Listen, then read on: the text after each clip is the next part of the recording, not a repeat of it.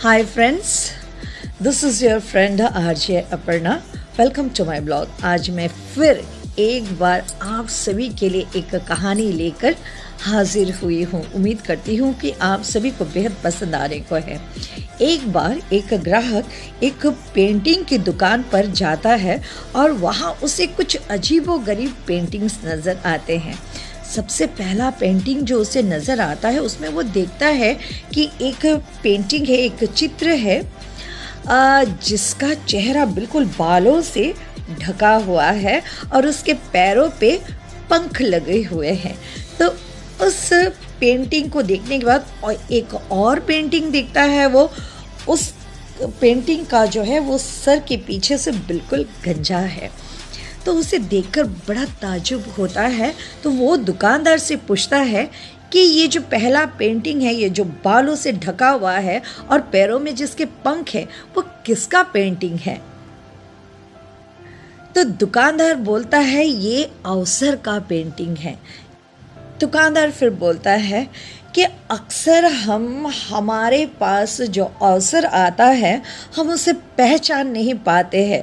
मनुष्य उसे पहचान नहीं पाता है और हम बस मौके या फिर अवसर के तलाश में ही रह जाते हैं.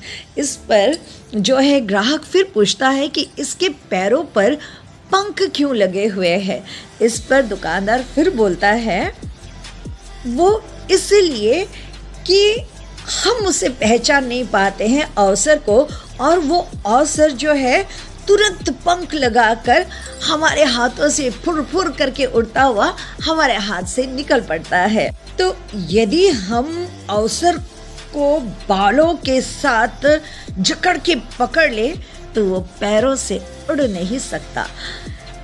अब जो है दुकानदार जो है ये जब बोलने लगता है तब ग्राहक फिर पूछता है कि ये जो अगली पेंटिंग है वो पीछे से गंजा क्यों है. फिर दुकानदार वो रिप्लाई करता है अगर आप सामने से अवसर को पकड़ोगे तो वो आपके हाथ आ जाएगा, और थोड़ी सी देर आपने कर दी और पीछे से पकड़ लो तो वो अवसर जो है आपके हाथ से फिसल कर निकल जाएगा और पंख लगाकर उड़ जाएगा. फ्रेंड्स, वो जो ग्राहक है उन चित्रों का, उन पेंटिंग्स का जो रहस्य है वो जानकर हैरान हो गया था. मगर वो इन रहस्यों को समझ चुका था कि वक्त और अवसर ये जो है दोनों साथ साथ मिलते तो हैं लेकिन हम मनुष्य इसे पहचानते नहीं हैं. तो फ्रेंड्स, आपने कई बार बहुत लोगों को ये कहते हुए सुना ही होगा कि मेरे पास मौका नहीं है, हमारे पास तो मौका ही नहीं आता, हमें अवसर ही नहीं मिलता कुछ कहने को, कुछ करने को. या फिर आप खुद भी ये बोलते होंगे कि मेरे पास तो मौका नहीं है, मेरे पास कोई अवसर ही नहीं है. But this is a lame excuse. याद रखिए, भगवान जो है हमेशा अक्सर और मौका सभी को देता है, मगर शायद हम इसे समझ नहीं पाते हैं, या फिर हम ये कह सकते हैं. जी हाँ फ्रेंड्स,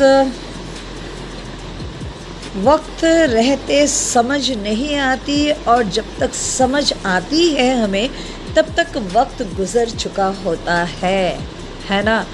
तो अक्सर अवसर हमारे पास आते रहते हैं, मौके पर मौका आते रहता है, मगर हम जो है इन छोटे छोटे मौके या अवसर को इग्नोर कर जाते हैं और कुछ बड़ा मौके की तलाश में रहते हैं.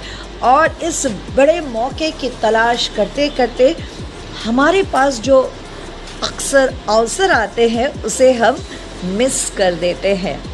तो वक्त रहते ही अवसर जब आपके पास आता है तो उसे मुट्ठी से जकड़ लीजिए, वरना या तो वो पंख लगाकर उड़ जाएगा या फिर वो गंजे इंसान के जो बाल जो आप पकड़ने जाओगे लेकिन वो आपके हाथ से फिसल जाएगा.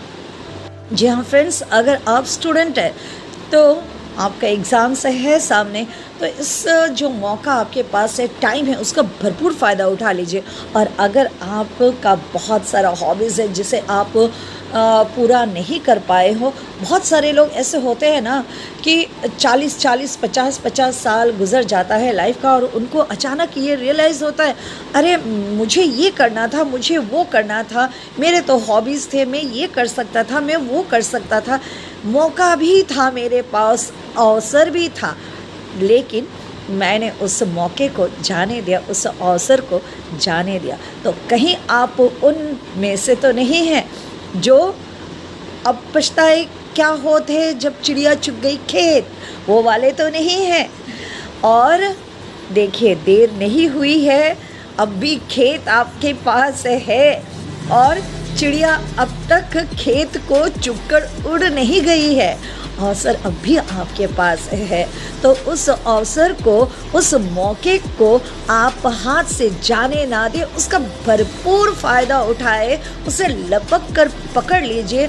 आप अपनी हॉबीज़ को पूरा कर लीजिए, मन में आपको तसल्ली मिलेगी कि हाँ, मैंने ये मेरा हॉबीज़ था, मैंने इसे कर लिया है।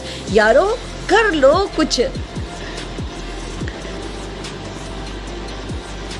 जिसे भी जो कुछ भी करना है, अपने हॉबीज़ हो या कोई भी प्रोफेशन है या कुछ भी आप करना चाहते हो लाइफ में, तो आप किसी मौके की तलाश में भी नहीं रहो, मत रहा कीजिए। आप बस आप खुद को मौका खुद देने की कोशिश कीजिए कि आप क्या करना चाहते हैं और आप उसे बस कर डालिए, ताकि कभी भी आपको ये रिग्रेट ना हो लाइफ में कि वक्त भी था, मौका भी था, यानी कि अवसर भी था, लेकिन मैंने उसे गंवा दिया। वो कहते हैं ना कि अवसर सूर्योदय की तरह होते हैं, अगर आप देर करेंगे तो आप उसे गंवा देंगे। तो सूर्योदय हमेशा हर एक की ज़िंदगी में होता है, आता ही है, लेकिन हम सोते रहते हैं, इसलिए हम उसे गंवा देते हैं। आप ना गंवाइए, कर जाइए कुछ ऐसा कि दुनिया बनना चाहे आपके जैसा।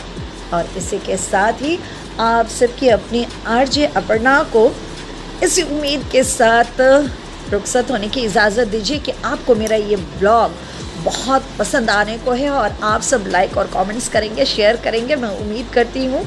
Take a good care of yourself and smile a lot. Bye bye.